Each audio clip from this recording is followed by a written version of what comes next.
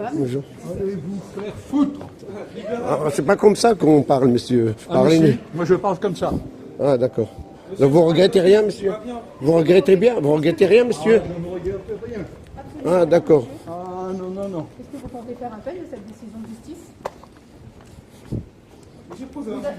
Merci, hein, monsieur. Merci de nous avoir insultés. Merci. Procès AFO, des peines symboliques pour l'ultra-droite anti-musulmane au procès des membres du groupe d'ultra-droite anti-musulman AFO, les sanctions prononcées apparaissent particulièrement clémentes.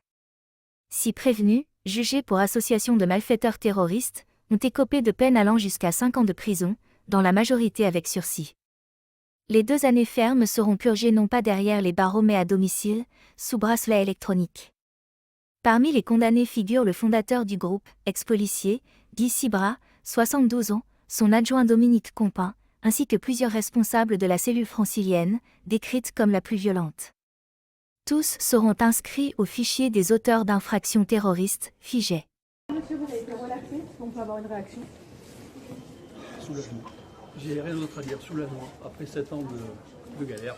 Vous êtes l'un des seuls, presque l'un des seuls à être relaxé aujourd'hui. Oui, C'est quoi votre réaction quand vous voyez que les autres ont été condamnés? je pense pour moi et voilà. Et pour lui aussi. C'est une bonne chose, logique. Merci. Bon, en fait, votre client a été déclaré coupable. Bonjour. Petite réaction. Ouais. C'est scandaleux. Maître, Bonne journée. vous pouvez avoir une réaction? Je fais une On va moment. réfléchir à l'hypothèse de l'appel en effet, parce que ma première réaction c'est qu'a priori le tribunal s'est un petit peu mêlé les pinceaux entre le droit et la morale. On n'a en effet aucune intention de commettre une quelconque action violente de la part de mon client. Donc on va réfléchir à cette hypothèse d'interjeter appel. Oui, tout à fait. Plusieurs choses dans le jugement, je pense, qui pour la personne que je représente est assez balancée et assez équilibrée. D'abord, il y a un recentrage en termes juridiques et la présidente l'a rappelé d'état de droit. Voilà. Notamment sur les convictions des uns et des autres et ce qui peut correspondre ou pas à une infraction pénale. AFO n'est pas, par principe, une organisation terroriste. En revanche, certains de ses membres, dans les projets qui ont pu être menés ou pas, de manière embryonnaire, le tribunal rappelle qu'effectivement ce sont des projets qui sont embryonnaires, peuvent être condamnés pour terrorisme. Ce qui est intéressant dans le jugement, c'est que, toute personne ne peut pas se constituer partie civile. C'est un peu technique, mais il faut quand même le rappeler. Il y a eu un certain nombre de personnes qui ont été déclarées irrecevables. Pour le reste, et s'agissant de mon client, le temps est passé et nous allons arriver dans un temps de reconstruction.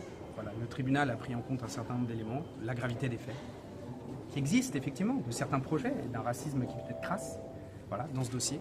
Deuxièmement, le temps long. Et troisièmement, surtout, la volonté de s'amender et de passer à autre chose.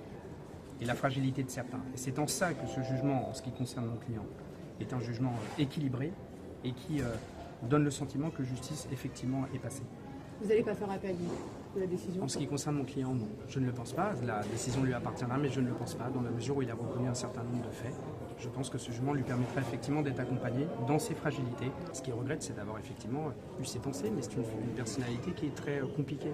Voilà, mon client. C'est une personnalité qui a un certain nombre d'origines, avec un point d'identité qui est le sien, et la construction et les fragilités de certains font que parfois, ça prend du temps. Ça peut être une infraction pénale, il a été condamné, nous espérons qu'il va pouvoir passer à autre chose. Une fragilité, je voudrais savoir si dans d'autres affaires concernant des terroristes qui ne seraient pas d'extrême droite, la question de la fragilité psychologique pour des gens qui ont voulu assassiner des personnalités religieuses a été prise en compte, parce que je n'ai pas l'impression, et je suis extrêmement choquée de ce que vous êtes en train de dire, parce que je vais tous les jours dans les mosquées où on risque d'être assassiné. On a eu, vous le savez, l'assassinat d'Aboubacar Cissé qui a été commis par un monsieur en état de fragilité. Est-ce que votre client a conscience qu'il a beaucoup de chance dans cette affaire? Mais madame, je ne sais pas, vous lui demanderez. En revanche, moi, il ne s'agit pas d'une tribune ni politique, c'est simplement mon métier de défendre des gens, à la fois dans des dossiers de terrorisme islamique et à la fois si dans d'autres affaires, la fragilité psychologique est madame, prise si en compte. simplement vous me laissez répondre. À la fois, mais je sais, mais je peux comprendre, madame, que ce jugement puisse émouvoir un certain nombre de personnes. Ce que j'essaie de vous expliquer, madame, c'est qu'à la fois dans des dossiers de terrorisme dits djihadistes et des terroristes dits d'ultra-droite, il est pris en considération la gravité des faits et également la personnalité d'un certain nombre de personnes. C'est l'honneur et c'est mon honneur de défendre des personnes dans ces deux types de dossiers, et effectivement parfois la justice passe, et je pense qu'aujourd'hui la justice est passée s'agissant de mon client. Pour le reste, je le laisse à chacun effectivement sur l'appréciation. Le parquet national antiterroriste pourra faire ou pas appel, un certain nombre de personnes pourront pas faire appel et critiquer ce jugement. Moi je vous donne simplement mon sentiment. Merci. Merci. La présidente a dit aux prévenus, vous êtes tombés dans le piège du terrorisme, vous n'avez pas résisté, vous avez cédé à la peur. Ce sont les mots effectivement du tribunal. C'est compliqué dans un jugement d'avoir un peu de morale. C'est en ça que l'appréciation est un peu compliquée et lorsqu'on aura la copie de travail, on pourra peser les mots, parce que les mots ont un sens. En revanche, ce qui est certain, c'est qu'un certain nombre de prévenus, dont le mien, sont tombés dans une sorte de haine de l'autre, effectivement, à un moment donné de leur vie, et qui a pu ou pas se traduire par certaines réunions, et donc je dois rappeler effectivement que les projets étaient excessivement embryonnaires. Donc, si j'ai bien compris, il y a quand même une situation de 2 poids et 2 mesures. Quand il s'agit de l'extrême droite, on cherche un peu plus dans l'émotion, dans la psychiatrie, mais quand il s'agit par exemple de l'inverse, par exemple des musulmans qui sont condamnés, ça on ne cherche pas. Non. C'est exactement ça ta question. Ouais. Et moi je ne suis pas contre le fait de chercher, je suis une démocrate. Si ces messieurs avaient des fragilités psychologiques, ils en avaient, et il n'y a pas de souci. Mais entendre ces mots-là, alors qu'on sait très bien que dans d'autres affaires, jamais ça n'est pris en compte, c'est terrifiant. Et c'est terrifiant aussi parce qu'en ce moment, on est victime d'agressions et qu'il y a beaucoup de fragilités psychologiques. Et là, le signal qui est envoyé, c'est allez-y. Bonjour. Petite réaction? Bonjour, une réaction? Non. Oh, c'est pas là. Ne vous inquiétez pas. On n'est rien, juste droit à l'information. Juste le droit à l'information, juste voilà. Fragilité psychologique, les amis. Fragilité psychologique. Quand il s'agit de l'extrême droite, ça frappe fragilité psychologique. Quand il s'agit d'un musulman, il n'y a pas de fragilité psychologique. Voilà, il ne veut même pas parler. Au moins, lui, il ne nous a pas insultés, c'est déjà pas mal. Mon impression, c'est que j'ai peur. Voilà, je le dis, je ne pensais pas que ça serait ma réaction. Mais là, j'ai peur parce que ce résultat, il dit une chose, il va dire à tous les gens, alors qu'ils soient fragiles psychologiquement ou pas, mais qui ont envie de passer à l'action contre des musulmans ou des musulmanes, que c'est open bar, comme on dit vulgairement, c'est-à-dire que finalement on s'en sortira avec de la prison avec sursis et en bracelet électronique surtout.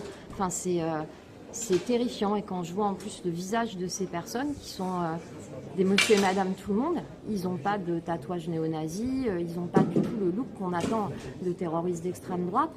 Je me dis que la France devient vraiment dangereuse. Qu'est-ce qu'on a fait à ces gens pour qu'ils veuillent nous assassiner ? Qu'est-ce qu'on a fait en allant prier tous les vendredis, en étant en France comme on est ?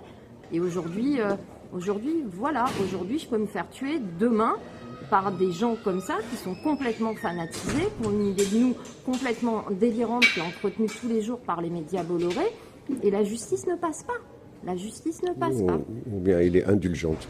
Elle est indulgente ou bien il... Non, elle ne passe pas, parce qu'une justice qui passe, c'est pas tant une justice qui met les gens en prison qu'une justice qui dit la réalité de ce qui s'est passé. Aujourd'hui, on sait très bien qu'il y a très peu de couverture de ce procès. Vous avez vu, il y avait le quotidien France Inter, et vous, ce serait un procès qu'un musulman là. Des musulmans, vous auriez une haie de caméras jusqu'au bout. Même quand on a un frère qui passe pour avoir défendu la Palestine, le couloir là, il est rempli jusqu'au bout de journalistes. Donc qu'est-ce que ça veut dire sur l'état de notre pays? Qu'est-ce que ça veut dire?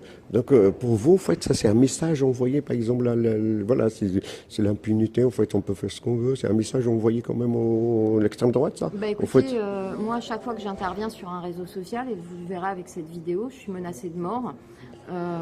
Donc je sais que parmi les gens qui menacent de mort, il y en a, ils s'amusent, je ne vais pas non plus dramatiser, mais il y en a aussi quelques-uns qui vont très très mal et qui sont prêts à passer à l'action, comme on l'a vu ces derniers mois, et que là, oui, c'est pas ça en tout cas qui va les en dissuader, parce que cette affaire, elle date de 2018, depuis il y en a eu beaucoup d'autres.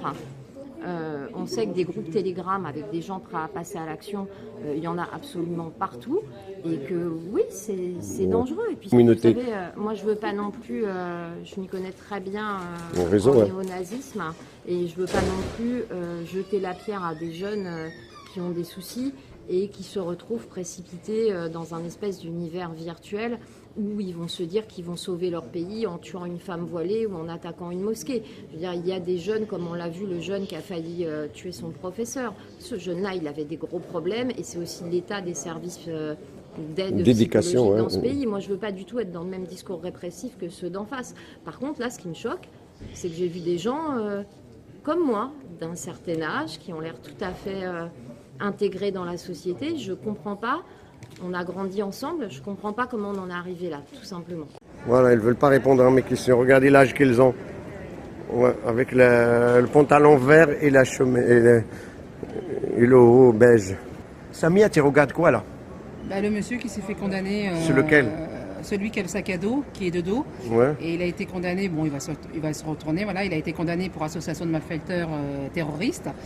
Et parce qu'il préparait, des actions violentes envers la communauté musulmane. Il voulait s'en prendre à des musulmans, à des mosquées, mettre du poison dans la nourriture halal. Donc voilà, c'est une des personnes qui a été condamnée.